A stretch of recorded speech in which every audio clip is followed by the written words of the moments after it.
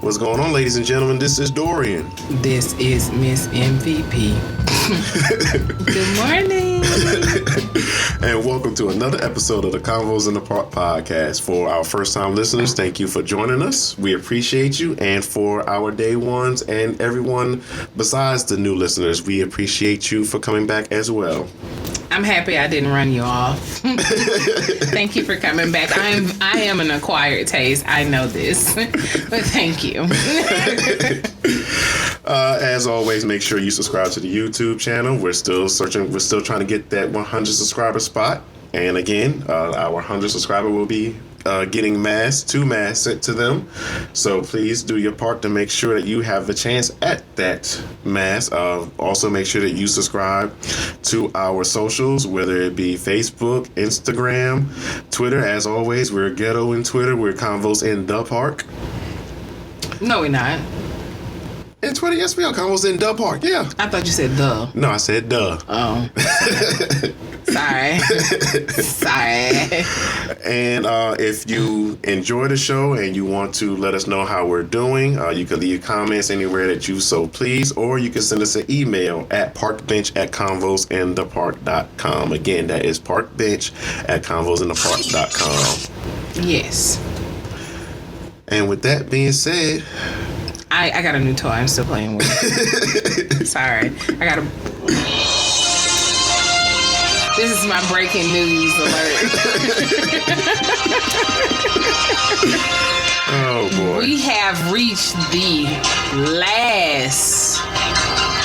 very last part of our series. Yes, we have. This is the Black Family Village. I think we're going to upset some heads on this. And I plan on upsetting some people. I have my notes. I am ready. I'm ready for you to come to me. I'm ready for you to come for me. I want to upset you effectively for you to transition properly to make things better for you and leave a great legacy. Coin that. Boom. Boom. Listen. Very well said. Listen. Effectively. Do you understand me? Do you understand? My notes and Dorian notes don't coincide all the time, but I think we got it synced up. I haven't seen his. He hadn't seen mine, but I'm ready to get in that ass today. Do you understand? I got my hot tea. This is a drug-free, alcohol-free episode. All this is sober. So you ready to get into it, huh? Maybe. Then we'll start with you then. Oh, that's too hot. I wasn't expecting you to say that. Okay, so listen. Mm-hmm. What does our village look like to everybody else besides us? We are insiders because we are black. Right. What does our village look like from your point of view? What is our village from the outside looking in? What does it look like? Disjointed. Okay, big word. Very disjointed. Confused. Okay. Unorganized. Okay. And threatening. Okay. I kind of got the same thing. Okay. But this is what our village looks like to others. And I'm saying this intentionally to hurt so you guys can learn effectively. Okay? Okay. We building legacies. Can't build legacies on a fucked up ass foundation. That's true. Okay? So, our village looks drug infested. Mm-hmm. Our village looks lazy. Our village looks like we're living off the government. And that's not just because we're black. It's just what it looks like. It looks like we're not raising our kids. It looks like we're clubbing all the time. Baby mama, baby daddy drama. Domestic violence. Alcohol stricken. Uneducated. And Chris Rock said it the best. It's a black and then it's a nigga. Those are on the inside know the difference. Facts. On the outside, we all niggas. Yeah. So which one are you going to be on? Which side of the street you going to be on? If the drug-infested, alcohol-stricken, lazy, living off the government, not raising your kids, clubbing, baby mama, baby daddy drama, domestic violence, and uneducated hurts your feelings, sit your ass down. I'm going to hurt you some more. Get them. Now what you got? The biggest thing that I think that hurts the families, the black families in particular, worse than anything else. Again, my opinion, but skeletons in the closet. Yep. Skeletons in the closet, I think, affect us the worst. Yep. And the fact that we deal with these skeletons, we try to hide them, we try to dress them up, we try to, forget that they ever exist and still move on. Yeah. Like these things, these traumas, these things didn't happen to us or to our family members, period. Yeah. And then, it's disgraceful. Yeah. Shameful. Yeah. And, it hurts us the most because it sets us back because, again, you have those family members that may have went through that experience from another family member and don't want to, and then you wonder, oh, why they didn't show up for Thanksgiving? Oh, why they didn't show up for Christmas? We had this going on, or, they didn't show up for such and such as graduation. Yep. And it's because, they don't want to be around it anymore because, they know that, that person is going to 9 times out of 10 going to be there, and that person, caused some trauma or, caused something wrong for them, and they don't want to live with it, and then the other family members that may know about it don't want to speak on it because, that's stuff that whatever happens in the family needs to stay in the family. No, the hell it doesn't. Not any fucking more. Exactly. We need to bring everything to the surface, and that comes with one of my notes. We don't talk to each other enough. Yeah. And when I say don't talk to each other enough, I mean we have to make each other uncomfortable. Yeah. We do. We have to make each other uncomfortable enough to be like, damn, well, maybe I didn't look at that the right way. If me saying something to you makes you uncomfortable, but yet you can learn from it, what's stopping you from keep coming back around? Yeah. Nothing should stop you from keep coming back around. At all, yeah. Nothing. We as a black village, and going back to saying black village, this is everybody who is blood related and not blood related to you. Anybody who you can trust is part of your village. Part of your village. Yeah. Anybody who you can trust around your children is part of your village. Yeah. Okay? So we don't communicate. We have people who are in our age group and older, some younger, but I'm speaking of us, who have had trauma to them as far as sexual abuse from family members. Yeah. People close like family members who don't nobody know nothing about. Yeah. Nobody. It may be one person or it may be none. But the simple fact that they are ashamed. It's a stain on the family name. It's a stain on your name. It's a stain on their name. Because we are ashamed to talk about it. Yeah. So yeah, that's the biggest thing, and I'll just go ahead and put out there for me. I think I may have spoke about it a little bit before, but my grandfather was a Rolling Stone. I think we spoke on that 2 episodes ago, and for the longest time, no one ever. I saw them, didn't know who they were, but they called my grandfather Big Daddy or stuff like that. I was like, your granddaddy from here? No. North Carolina? Yeah.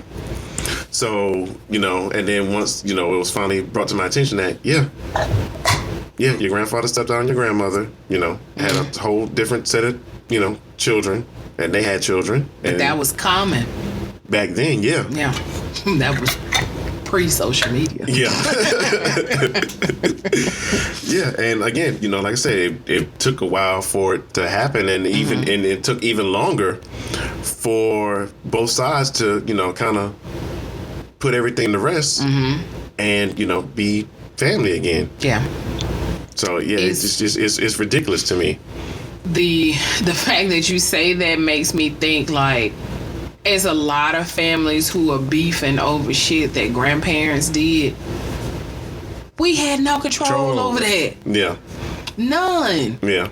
Okay, so your daddy had outside children. Your beef is with the man, not the offsprings. You know what I'm saying? Yeah. I get it. However, you are entitled to your feelings. I can only embrace you. One of my friends, she had the same situation. I felt her pain because I went through that with her. But I'm speaking on things that we didn't go through. Yeah. Like things our aunties and uncles are upset about. Yeah. That ain't got shit to do with me. Nope. Let's talk about it. Let's clear the air. Let me understand why. Let me understand why I've never met any of my cousins. Because of some bullshit. Bullshit. And I said that loud. I get it. Why? Why are you keeping family away from family because of some BS that happened between you and your siblings or you and your parents 50 years ago? That's not a great legacy. No. That is generation curse after generational curse. Because now my kids are going to grow up without their cousins. And then we got some 17-finger babies around here because they done got children together. You know what I'm saying? Yeah. This is Alabama. That's all I'm gonna say. This is Alabama. But that goes back to saying like when Big Mamas was still alive. Yeah. What stays in his house, what happens in his house stays in his house. I don't believe that. No. I don't believe that. Now there are certain things that Billy next door and Susan down the street don't need to know. No. But within that family, you don't need a quiet mouth for anything that goes on within the family. Yeah. Okay, something may go on in that house, but yeah, if it was something traumatic and affected someone else, yeah, it needs to be aired out because at the end of the day, you know, when it comes down to it and, you know, we try to look out for each other and like you said, you know, we may come across, you know, a family member that we don't know and then they're looking because that person has so much animosity that they keep following the family members and, you know, they be like, okay.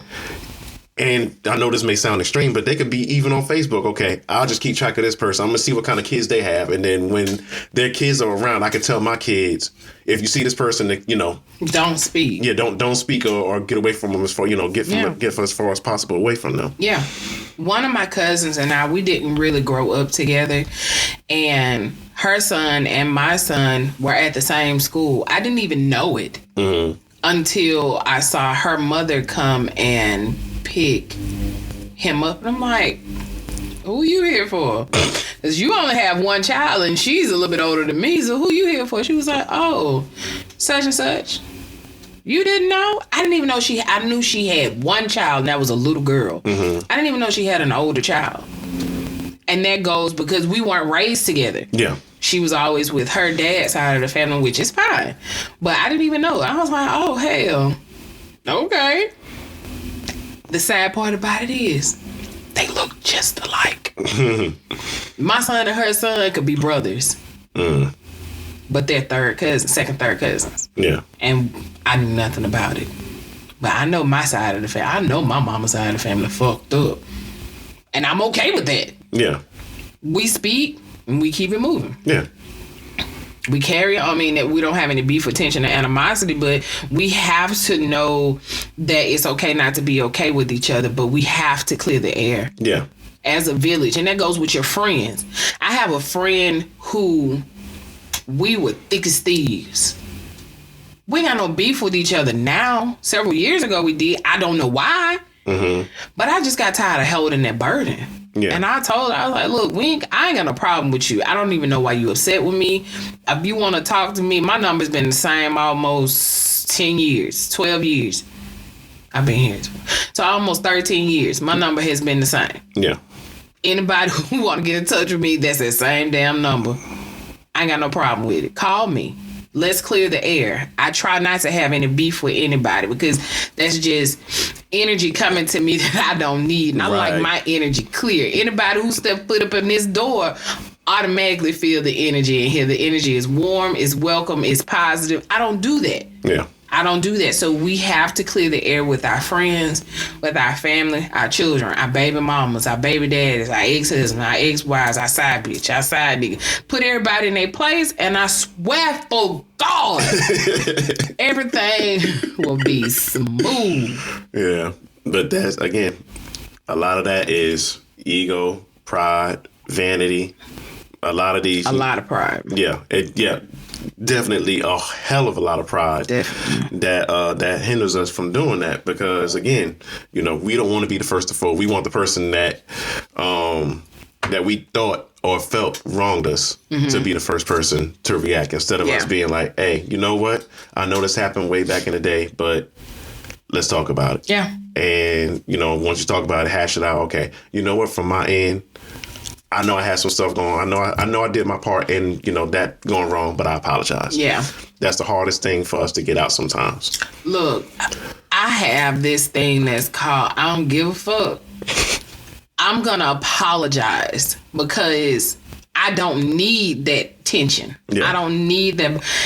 I have so few enemies that I know of. There might be some like that. I don't know. I'm talking about on the surface. Right.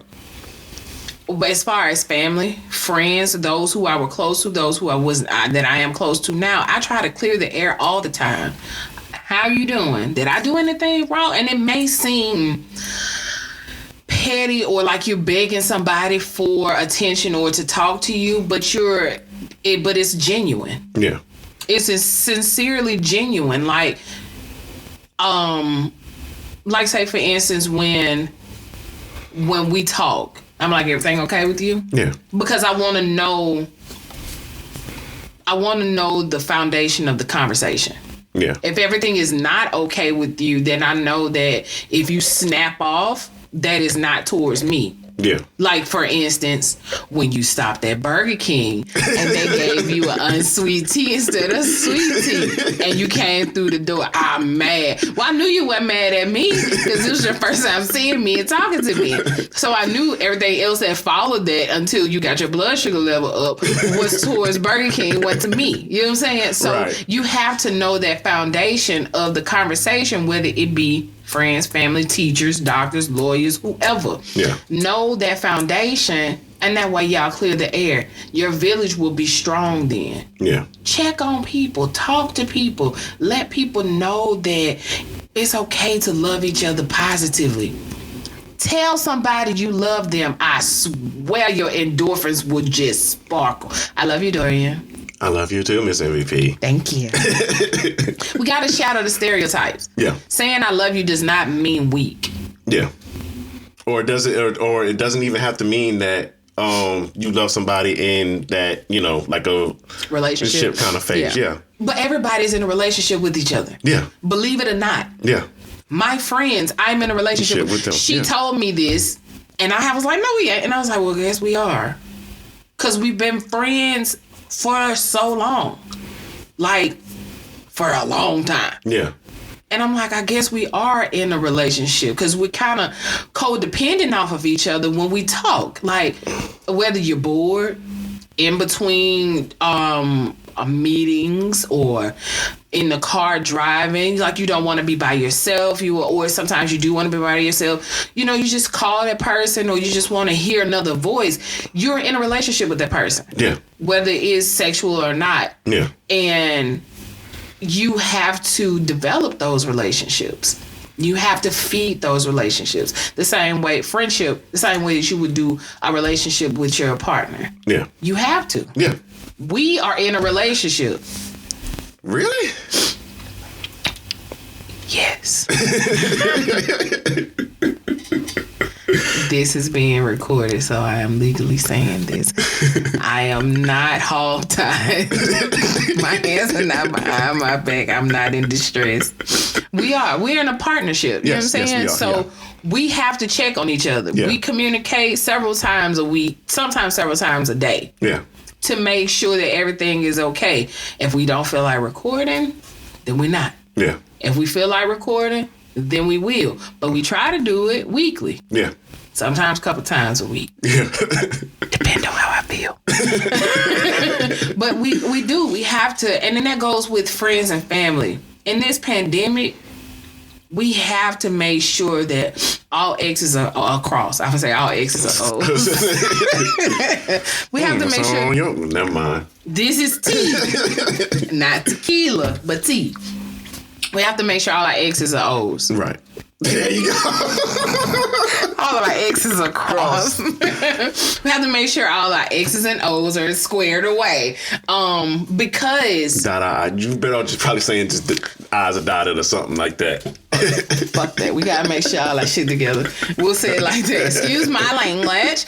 But we have to make sure that we take care of everything. Yeah.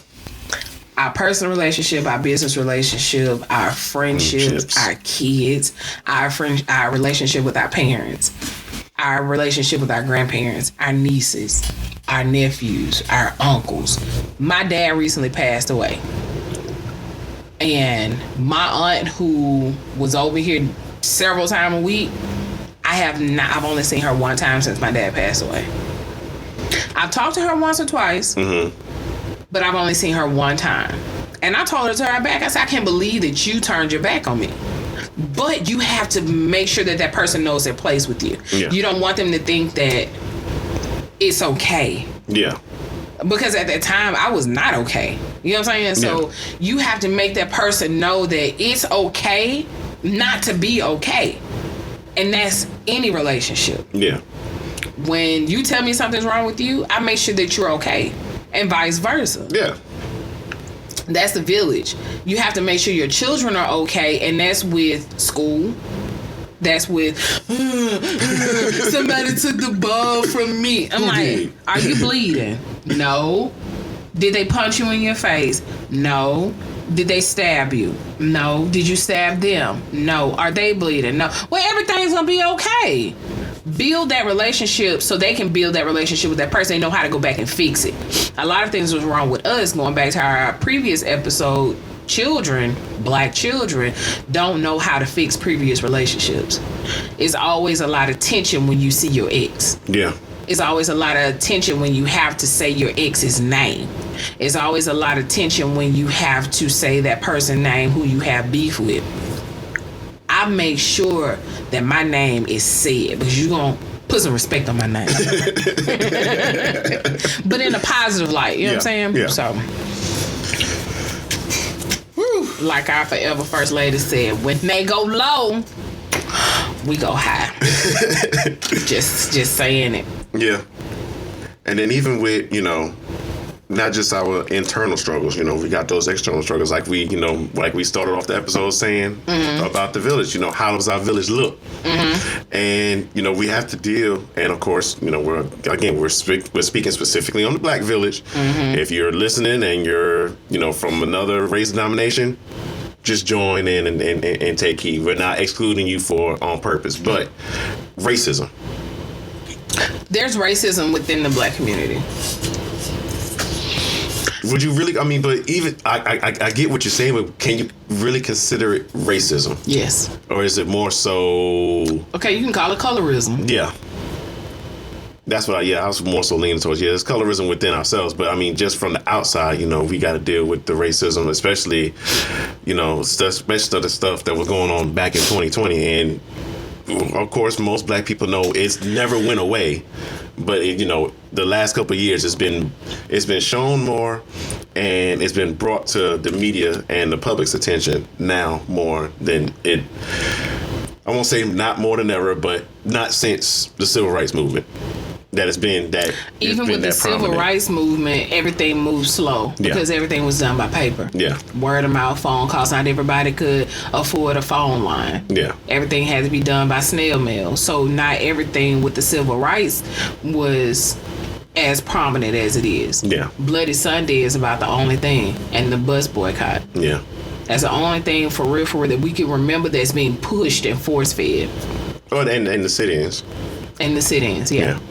That's about the only thing that's being force-fed that we can remember. Yeah. Of course, we weren't there, so we can't necessarily say. There are some people that's still alive that were there who can vouch for that.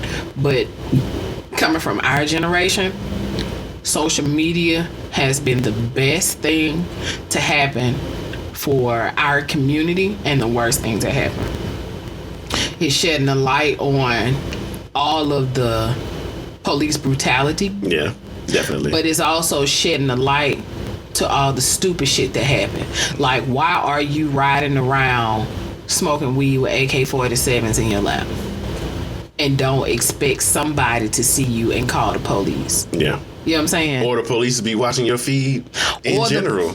Or the police to be watching social media. Yeah. These young folks don't realize that it's somebody their same age that work for the police who know how to work all these social medias, who know how to build all these different algorithms that you guys are falling for, all these fake ass profiles for these quote unquote bad bitches and all that other good stuff that's following you, and you idiots are falling right into it. To catch a predator, for instance. Yeah. To catch a predator with that guy is the same thing that these idiots are falling for on social media and wondering why they are having so much trouble hiding from the police. Stay your ass off of Facebook, Instagram, Twitter, Twitch, YouTube, telling all your business. Old dope heads and the old, I'm sorry, not dope heads. The old drug dealers and the real OGs didn't tell nobody what their moves were until after they made it, and then you saw it. I saw silence. This guy posted something on Twitter. On TikTok. Mm-hmm. And I swear to Lord, it's accurate as hell. Our generation listened to dope dealer music. This generation listens to dope user music. Yeah, like I seen that in different forms throughout social media, and that, yeah, I can't disagree with it, or agree with it more. They want to live the dope boy life, but you can't get high off your old supply, Pookie. Nope. Go back and watch New Jack City and just sit back and learn. Like, each one teach one. Yeah. If we don't teach a fool, he gonna always be a fool. That's true. That's gonna true. always be a fool, and then you can't get mad at that in your community because you sat there and watched him do it. Pull his behind to the side, and I'm saying him as in general. Yeah. It could be a female. You see this female running behind this old dude. Snatch her up and tell her just like the old ladies used to tell us, them old men got worms, they gonna get you. They gonna get you, which is true. They want that sugar daddy though. Sometimes you gotta scare them. It ain't always good, but sometimes you gotta scare them. Mm-hmm. I try to teach my children about the scary shit in life off the rip. I don't have no secrets. Some secrets, not a whole lot. Yeah. Because you have to. In our community, our black community, going back to the colorism, the hierarchy, and I think I spoke about that, was speaking about black women. Black women have a hierarchy system when it comes to color. Yeah, unfortunately. Body size, body image. That's about how much respect you're going to get within the community. Outside the community, maybe something different. The darker your skin, in the black community, more than likely, the less respect you're going to get. The lighter your skin in the black community, the more respect you're going to get, the more guys you're going that's going to be interested in you. The more girls is going to want to be your friends because the guys want to be around you. That's just how it is. Mm-hmm. It's always been like that. Yeah. The same thing with guys in the black community. Pretty Ricky. Pretty Ricky got all the girls. But Pretty Ricky is typically a lighter skin. You got some Pretty Ricks that might be on the darker skin. Yeah. Quote unquote, not just necessarily your name Ricky, but yeah. You get it. Yeah. But you just have that hierarchy system, which is sad, but that goes from the late 80s, early 90s, when that's how they did it. Yeah, and it's that in respect for the men has been changing. You tend to see more darker skin now. Yeah. Getting a lot more respect or, spotlight than the lighter skin, nowadays. And I'm glad to see that change. Mm-hmm. But again, not to offset it, but again, everything needs balance. Yeah, definitely. Definitely. I don't understand why in our community our black community, we are so quick. I don't know if I talked about this to you or somebody else. In other cultures, they have so much more respect for their elders than what we do. Yeah. And in the community, we have our black grandmothers and grandfathers sometimes put into a nursing home or living on their own. Yeah. In other cultures, the Hispanic culture, the Asian culture, they embrace their elderly. They live with them. We did talk about this, yeah. Okay, so they live with them. And with the black community, it's kind of like it's a shameful act for the elderly to live with you, almost like it's a burden. Yeah. And I'm very envious of that because we talk about legacy and we talk about generation, but yet we don't change anything. Sometimes. Yeah.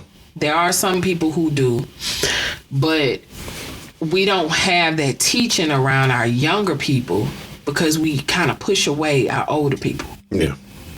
But you wonder how the Asian culture and Hispanic cultures, their traditions are so strong. Native Americans, their history and tradition are so strong because they have the older community that's there in their village. Yeah.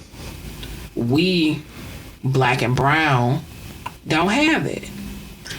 Either they're deceased or they're living on their own and y'all ass only want to go visit them when it's time to eat good. Yeah, that's true. That is true. Yeah, it's something that, I think, we definitely have to change. Mm-hmm. And even for myself, like, I loved it. Of course, growing up, my grandmother was the one watching me after school. Loved being around my grandma and my grandfather then as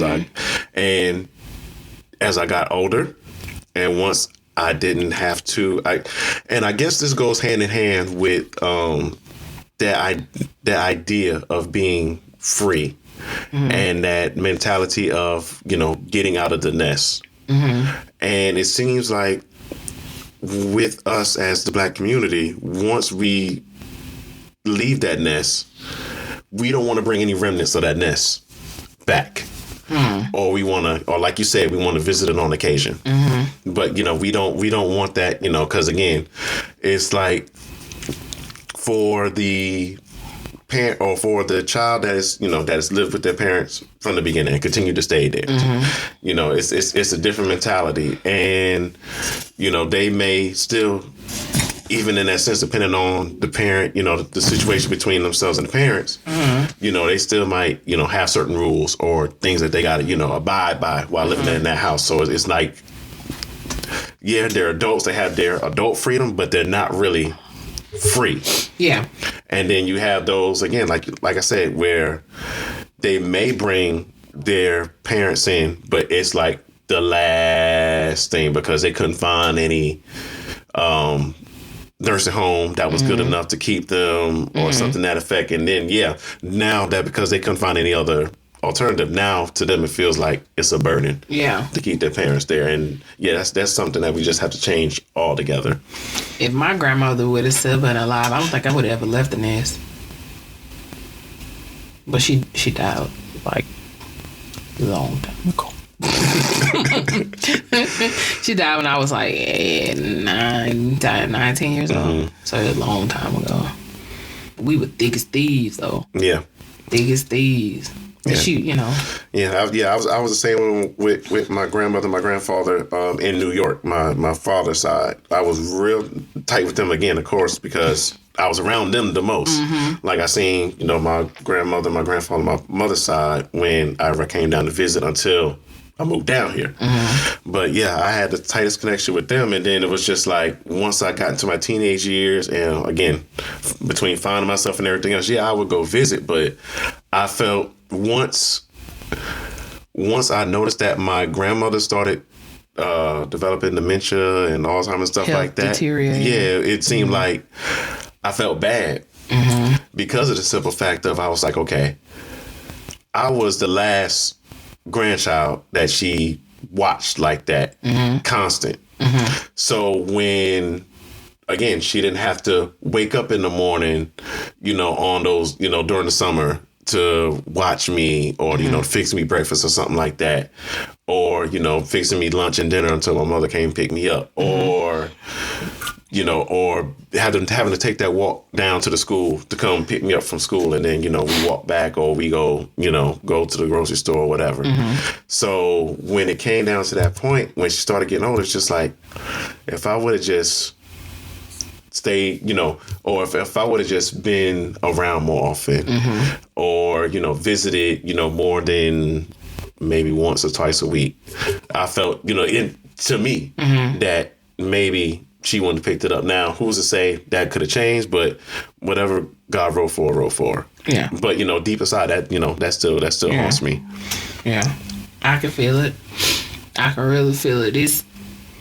It's tormenting when you see other communities building and having their elders around them. Like, the elders may not be feeble, but they're able-bodied, and they are picking up the great-grandchildren and or cooking dinner because their grandchildren, us, are still at work. Yeah. Or we had to go to the store, or we just wanted to go do something. Yeah. It's very envious to see how other communities and other races rally around their elderly, and you see Black people push their elders to the side. Their elders to the side. So I was on I don't even remember what street I was on, but I was in the city and I was driving, and it was it was on the same day, two different situations. We had some really, really low temperatures last week. Yeah. Oh, I'm sorry, this week, end of last week, and it was raining. Yeah. I saw in two different situations, and it pisses me off. And I understand that sometimes elderly people outlive everybody in their family. Yeah. But again, that goes to the community. Yeah. And goes to the village. If you live next door to an older person and you know that the temperatures are bad, weather is bad, but yet you still watch this person walk to the store in these temperatures and weathers, and you see this person walk back, you're setting yourself up for failure in the future. Yeah. It can be something as simple as a hello and you see them walking. Well, come on, get in. I'll drop you off. Yeah. You don't even have to wait on them. Tell them you gonna wait on them, because older people, they gonna make you take their money and they gonna tell you they don't need you. Do it anyway. Yep. Say, I'm gonna drop you off. I'm gonna go and do what I gotta do. Even if you just go and park and just watch the door and wait for them to come out and say, hey, I'm done with my errands. Come on, get in. I'll take you back home. Maybe an hour out your time. But that is going to go a long way, and that strengthens the community, because the next child is seeing you do that, and they're going to want to do the same thing. Yeah. Yeah. And it just goes a long way. It's a shame that we can't see that in our community. You see people all over the internet where you might see a little boy helping somebody get into their car. Prime example, a couple years ago, it was this older man and this older white lady. He was trying to they were both in their 90s. He was trying to help his wife get in the car. I know a video. Yeah, I've seen that video. Yeah. And then these guys just out of nowhere looked like they were finna beat and rob. But that's just how our village looks like to them. Yeah. They helped him and helped her get in the car. They went on about their business. Yeah. They could have easily called 911 when they saw them struggling. The older people could have easily called 911 when they were approaching. Yeah. When they were approaching. But they were so happy to have help, they allowed those young men to do what they needed to do in order to help. Yeah. And if they can do that, they let you know that they were raised decently. Yeah. And they can do it within their own community. But as Black people get older, we have to not only be vigilant on what's our surroundings, but we have to also allow people to help us. That goes back to the pride. Yeah. Yeah. Because the biggest thing that I've always seen when it comes to that is, you may have that, especially for places like New York where everything's so tight knit. You may hear, you may be in your apartment chilling, and then you're hearing the walls and everything else, next door. And of course, you try to keep your own. You try to keep to your own business, but again, you don't. Sometimes, it may. You may get some words if you go just knock on that door, because again, you don't know whether it's they're having a sexually heated moment and they're just knocking everything down, or it could be the fact that one of them is getting knocked all over the house. Exactly. So we got to be mindful of each other. As much as we say we want to stay out of each other's business, but at the end of the day, we are each other's business. We are. We definitely are. I stay in my children, my friends, my family, the ones that are close to me. Hell, even you. I'm always in your business. We have to, because if you don't keep up with your friends and family business, something like my niece, for instance, she posted something on Facebook and she said, one of my friends said I tell my husband stuff too much. My niece is 5'2", I think. Maybe 5'3".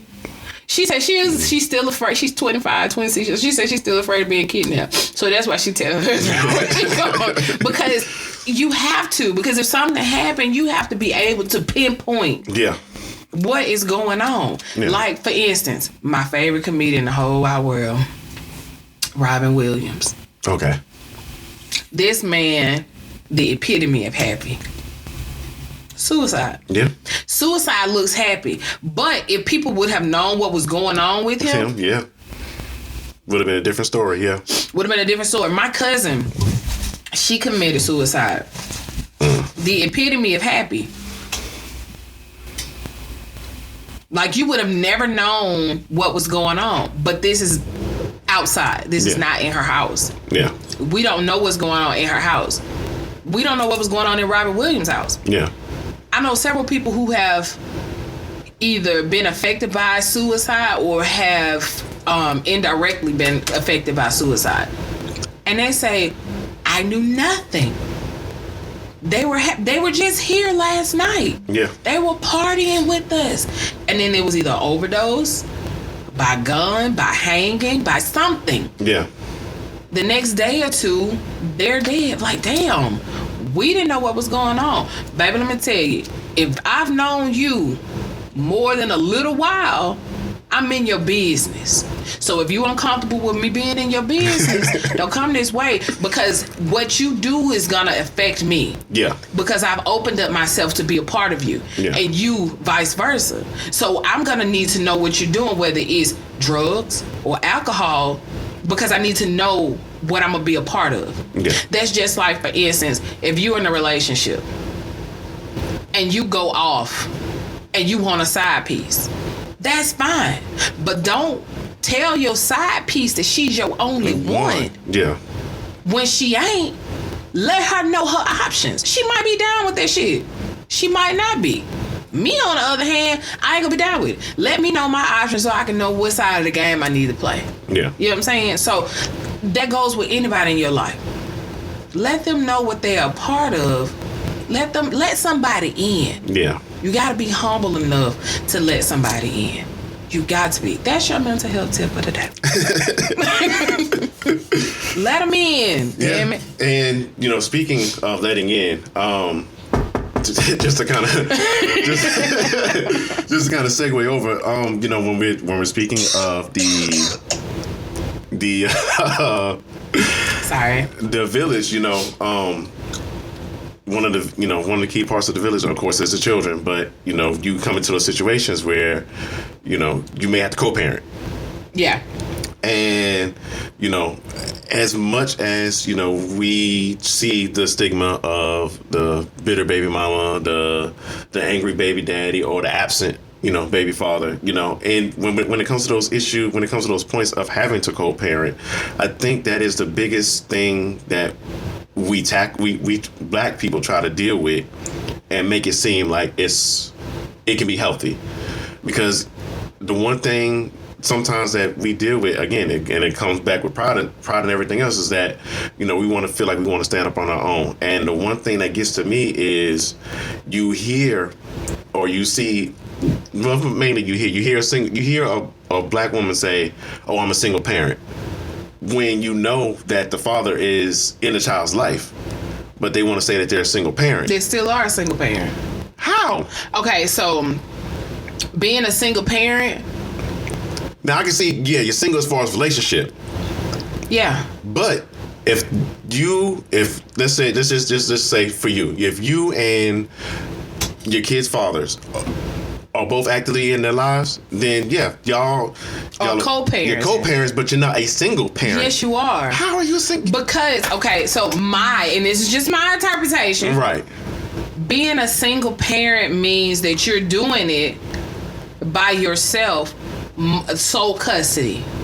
Now, if you're sharing custody, then that's kind of a sticky situation. You're still co-parenting. But at that time, unless it's two parents in that house, whether it's you dating or you're married, you are still a single parent until there are two parents permanently under that roof. Now, you can co-parent separately and still be single. Yes. That's single parent. Because you're the only one that's doing it full time. When you were in Mississippi, were you a co-parent or were you a single parent? Okay, then. I consider myself a co-parent because I was taking care of one out of two. Yeah. So I was full time with one, but I was still making sure that the other one was taken care of. Totally different household. Still a co-parent. Yeah, I was single, but I was still a co-parent. You're a co-parent to both. Yes. But I'm not a single parent is the way that I take it. Okay. No argument. No argument. No argument. So, wrapping up, what should our village look like? Our village should look like some of the communities that you talked about before. It should look like a Asian community. It should look like a Latino community. Yes, with our own unique Black or African cultural, differences. But we should have the unity. We should be able to look at someone else's. We should be able to look at our neighbor and be like, don't worry about, or see our kids playing. Hey. And then, they're checking up on, or they're looking outside for their parent, looking out for their kids. And we're like, don't worry about it. I got them. Okay. That's me all day. Go ahead, and do what you got to do. The kids are fine. Yeah. Or it should be, or like you said, we see an elderly person walking down the street. Oh, where you going? Yeah. Do you want someone to walk with you? Or, I got my car right here. Let me just give you a ride. Or it should be the fact of, even if, let's say, you're the best parent in the world and your neighbor next door may have a particular, skill set that you're not accustomed to, but the kid is, seeing that and is growing more to it. We shouldn't have animosity towards that person. It should be like, okay, I see him doing this. Maybe I don't know with him as much. Let me go introduce myself. Yeah. Let them know, hey, this is, I'm so-and-so's parent. I see them, I see what you're doing, and, is there any way that you can show me? So that way, if you can't do it for my child, I can be there if they're looking for that. Yeah, as a village, we should be able to mentor each other's kids without feeling short. Yeah. Or unworthy. Like you said, different skill sets. My skill set when it comes to etiquette is a lot better than others. I don't mind. If you need me to help you, say that. I am not gonna judge you. I am the nicest, rudest motherfucker in the world. I am not gonna judge you, but I am gonna cuss you out for saying that you can't do it. Oh, yes, the hell you can. Yeah. I don't mind showing adults anything. I don't mind showing children anything. But one thing you're not gonna do is have negativity towards yourself and or your child around me. You know what I'm saying? Yeah. So if you need to be taught something or refreshed on anything, call me, text me, email me. I am here. I am your friend. You might not like me by the time we finish, but you're gonna love me, you're gonna respect me. Yeah. And you will be back. Just ask my friends. Just ask my friends. You're not gonna like me. You be like, damn, I don't even know why I keep talking to her. She know her shit though. I'm gonna call her. But yeah, we have to. We have our village should be on the outside looking in and on the inside looking out. Well educated. Yes. Well spoken. Yes. Open line of communication. Our community is not like other communities because we, number one, have disadvantages. Yes. Number two, once we learn something as a community, we don't show anybody else. We hold on to that shit like it's the last drop of water on earth. Big facts. No print. We think that if that other person is gonna learn it, they're gonna either outdo us or make all the money. That's okay, because little do you know, there's enough money out there for everybody. What you got is, matter of fact, this podcast, it might be 17 other people in the city doing the same thing, but guess what? Their audience won't be gravitated to us, just like our audience won't be gravitated to them. Yeah. It's enough people talking about different subjects every day to entertain all 197 million people on this earth. Yeah. Me, I used to be a big Howard Stern fan when he had his TV show. I can't stand the sound of his voice now. But I know somebody else who listens to him daily. You see what I'm saying? Yeah. The Breakfast Club, they are entertained by people every day. Me, I listen to radio way in San Francisco. You see what I'm saying? Yeah. Like, that radio station is playing right now in our background. Not even in our time zone. There in San Francisco, where our vice president was at. Yeah. So, yes, I mean, just like you said, same as us. I personally love the Joe Budden podcast. Oh, God. I listen to it every time they put one out. I know you don't particularly care for Joe Budden, but again, like you said, there's enough podcasts and entertainment for different, things for anyone. Yes. If they put enough effort. Yeah. To eat. Yeah. You don't, and that was, it's the same way, with the, going back to the hood and the streets. You had that one drug dealer that wanted to run that block. They weren't satisfied with just that one block. They wanted the next one, the one after that, trying to take the mouth, trying to take it from other people when they could have just been like, you know what? Okay, let me just talk with this other person. Let me not try to take over the block. Mm-hmm. Let me talk to this person. Let's see if we could come to an understanding. Yeah. Okay, maybe, and I know this is just a weird example, but I know it's, just put it out there. I but speak Dorian yeah. fluently. Just go with it, people. You may have, that one drug deal. Okay, you know what? From the time of midnight to noon, I run the, I can get money on this block, and then from noon to 11:59 at night, you can make the rest of the money or something. I know it's a little extreme, but I'm listening. I mean, but like it's just a way for everyone to eat instead of having the crab in the barrel mentality of knocking each other down. So that way we're the only one that's eating. Hello. Yeah. I'm listening. I was going to do a sound bite, but I changed my mind. But yeah, I get it. Like, you have to... The number one moneymaker in the black community, barbershops and hair salons. Yeah. You have home barbers, home stylists. You got shop barbers, shop stylists. Stylist. Right. They fight. They compete. Why? It ain't like y'all trying to do the same person head at the same time. Let this person make their money. Maybe they trying to get enough money to go get their own shop and get their license. Maybe this person trying to save enough money so they won't have to keep paying every month to go to school to get their cosmetology license. Let this person hustle the way that they know how to hustle. Yeah. It's some damn good home stylists out there. It's some damn good home barbers out there. You know what I'm saying? Don't knock the trade. Don't knock the hustle. Only hustle you should be knocking is yours if you ain't getting off your ass to get it. Facts. You know what I'm saying? Facts. And you know, to speak on the hustle, the one thing I think we have to stop in the Black community is preaching this: go to school, go to college. That's the only way you're gonna get out. Yeah. That's a false statement. That is a very false statement. I am a testament to that. That is a very false statement. You know, and same as me. You know, I tried the college route. Wasn't me. Yeah.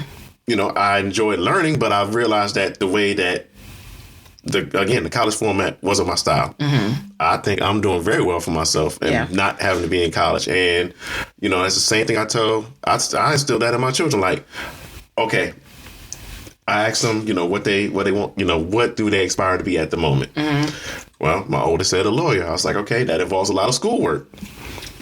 At the time, now she's kind of changing the tune. But let me stop you right there. Another fact that's going to blow your mind. Mm-hmm. You do not have to go to school to be a lawyer. Yeah, I already knew that. Most people don't know that. Yeah. If you study, you become a paralegal, you do everything that you have to do as far as reading. You can take all the practice bar exams that you want to, but if you sit your ass in front of that state and you take that bar exam and you pass it, you're a lawyer. Oh, yeah. You are a freaking lawyer. A lot of respect goes to people who have trades. Yes. A lot of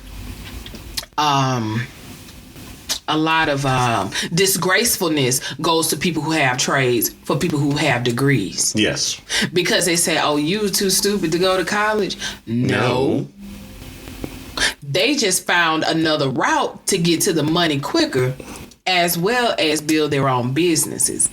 It's a lot of brick masons who took this as a trade in high school, who are now master bricklayers, who have their own businesses, who are now teaching.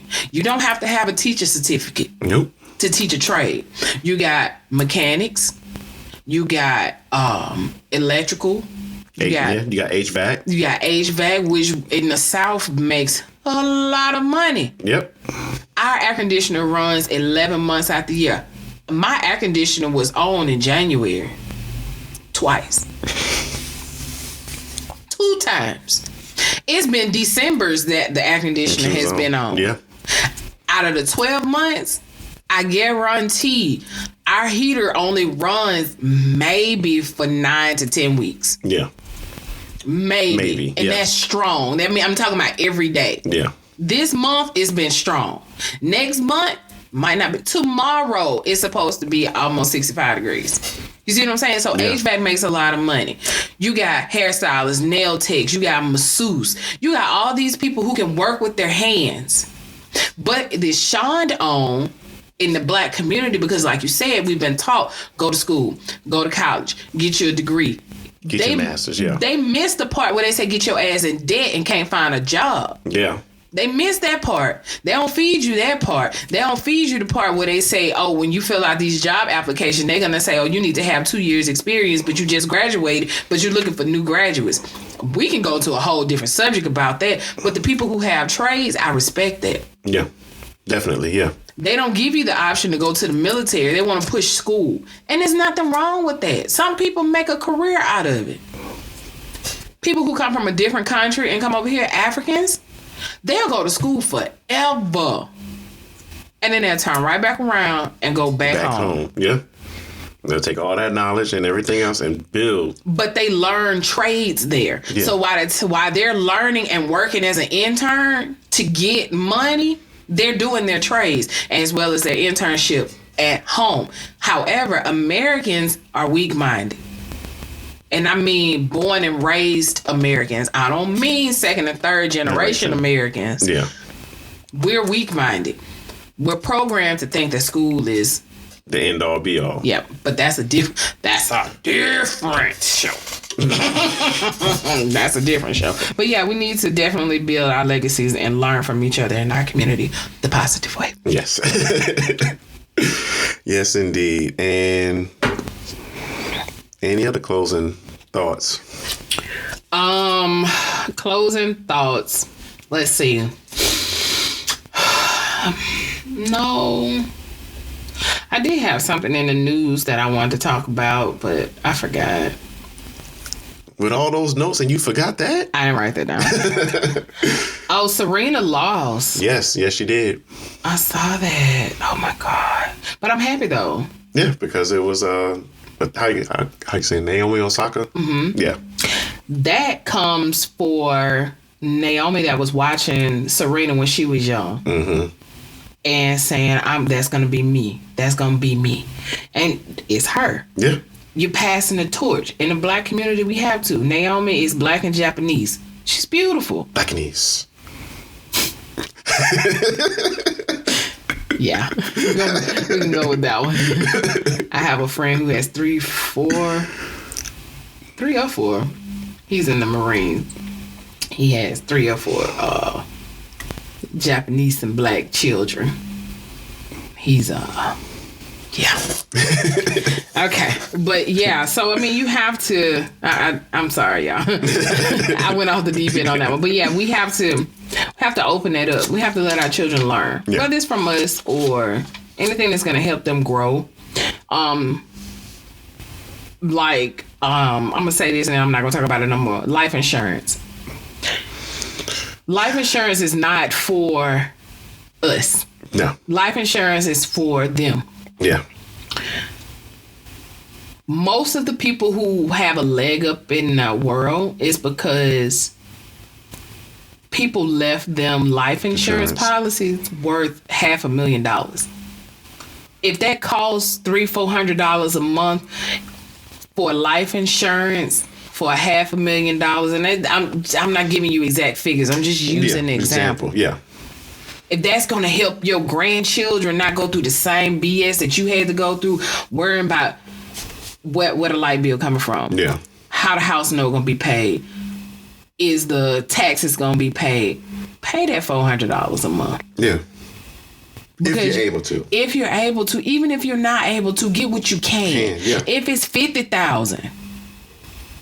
And just use that. And black people, and I'm going to say this loud. Black people, stop selling your grandparents' house. Stop selling your parents' house. They worked all their damn life to pay that house off, and you looking for a quick dollar to sell their house. Dumb as hell, you're hustling backwards. Stop selling their house. You can't build a legacy if you selling the legacy. That's dumb as hell. Some people don't want that burden, though. It's not a burden. But in their minds, it's not a burden. If you need help, go to a realtor to help you. You can use that house, not necessarily for Section 8, but you can rent that house out for money. It's called residual income. Yeah. It's called multiple streams of income. Use it. Even if you were to demolish the house, keep the land. Yeah. Build on that land. Rent that land out. I'm going to let you in on a little secret. When weed was legalized in Colorado, a lot of these motherfuckers got their money by buying land and leasing it out to the marijuana growers. They ain't got to do nothing but pay the taxes on it every year. And if they rented the land out to a 501(c), they ain't got to pay shit. All of it is straight income, profit. Learn something. Email me if you got any more questions. That's all I got today. I'm get off my high horse. And again, this was brought to you by Sober Free and Miss MVP. Nothing but blood orange tea in my cup today. No tequila. Again, we appreciate everyone that stuck through the series. I hope that you were able to learn something, pick something up from any part of this series. And if you did, hey, let us know. Yeah, let us know. It's free game. Hey, share with share with other people that if you learned it, because again, knowledge is power. Yeah. Hit that like button, share it, grab it from YouTube and share it. Do whatever you gotta do. Yeah. And as with that being said, close out this one. That's like we do every single episode. Have you had that I can't even get out. Have you had that podcast? I don't know. Have you had that convo? Is it fried, boiled, sauteed? I hadn't had that podcast yet. Have you had that convo, or are you in that convo yet, and why not? Head on over to YouTube. Subscribe. Yes. The 100 subscriber. We will, if you do not want to be announced, let me know that you do not want to be announced, and I'll just say that we have reached our 100 subscriber. But that don't mean don't subscribe to the channel anymore. Yeah. But if you don't want to be, if you want to remain anonymous when you're receiving your mask, just let me know, and I'll try my best not to blurt it out. I will. I've enjoyed today's show. What about you? Yes, I've enjoyed every episode with you, Miss MVP. We are starting to warm up a little bit, so we'll be moving outside. We'll let you guys know what our schedule is going to be for like live stuff on YouTube. Yeah. Facebook Live. You want to go Facebook Live? Yeah, I've been thinking about getting back into Facebook Live. Yeah, we can do that, or we can do Facebook and YouTube at the same time. You face, you book. Face you. Face you. tube. Face tube. Okay. All Whatever. Right. All right, y'all. We'll catch you on the next time. Peace. Holla.